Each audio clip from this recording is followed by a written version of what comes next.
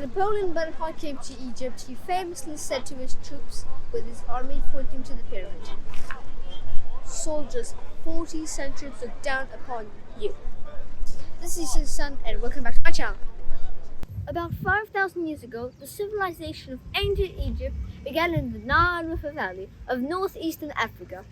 Ancient Egypt was one of the world's first and greatest civilizations.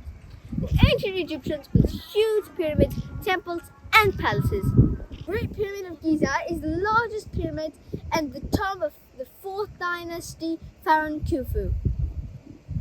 Built nearly 4,500 years ago, it took 27 years to build and finish.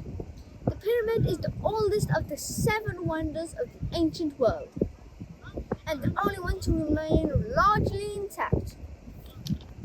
The pharaohs of Egypt were often buried in giant pyramids or in secret tombs. They believed that they needed treasure to be buried with them to help them in their afterlife. As a result, archaeologists have a lot of well-preserved artifacts and tombs to examine in order to find out how ancient Egyptians lived. The pyramid is 146 meters tall and was built by carrying 2.3 million large blocks weighing 6 million tons. So, there are even 3 great known secret chambers inside the Great Pyramid. Follow me.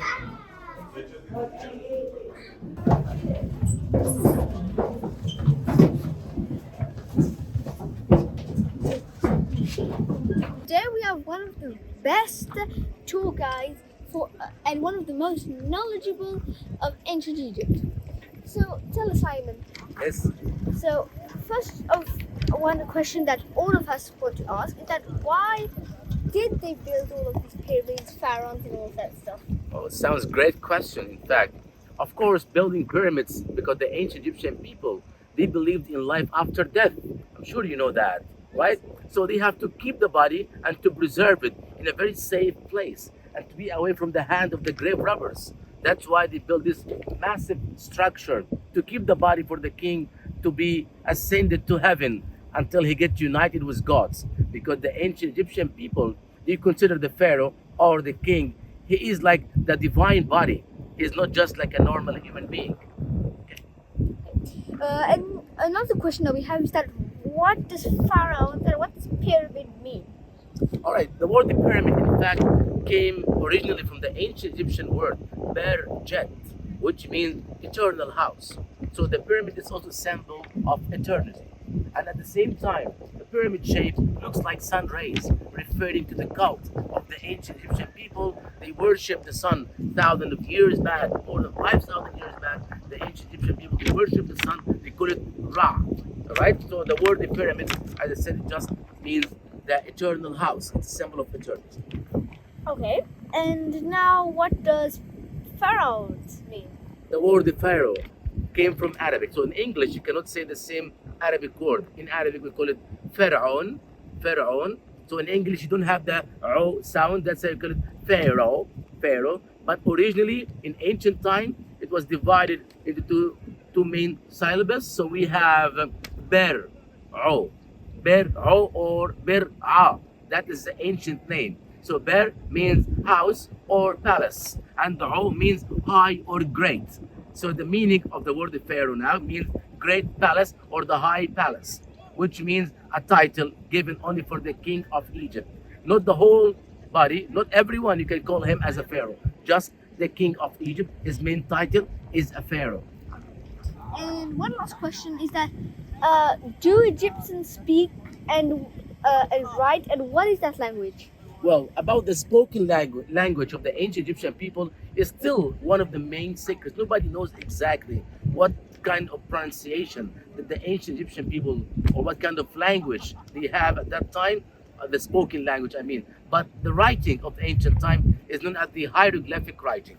The hieroglyphic, which means holy writing. This is considered to be the official writing of the ancient Egyptian people, that writing over the temples, over the walls, it's always in hieroglyphs, all right? And the hieroglyphic, it is translated according to the Rosetta Stone. Rosetta Stone was an amazing stone, was discovered during the French time in Egypt when Napoleon came to Egypt about 1880. So at that time, the French soldiers, they have discovered one of the beautiful stones known as Rosetta Stone, and has got three types of writing: hieroglyphic, which is the official writing of Egypt. The second writing is called demotic, it's like a shorthand of the hieroglyphic, and the third one was called Greek, the What Greek do you writing. mean by shorthand? No, I mean, it's like a kind of like more slang language, okay, public and common language. Okay, and who found this stone?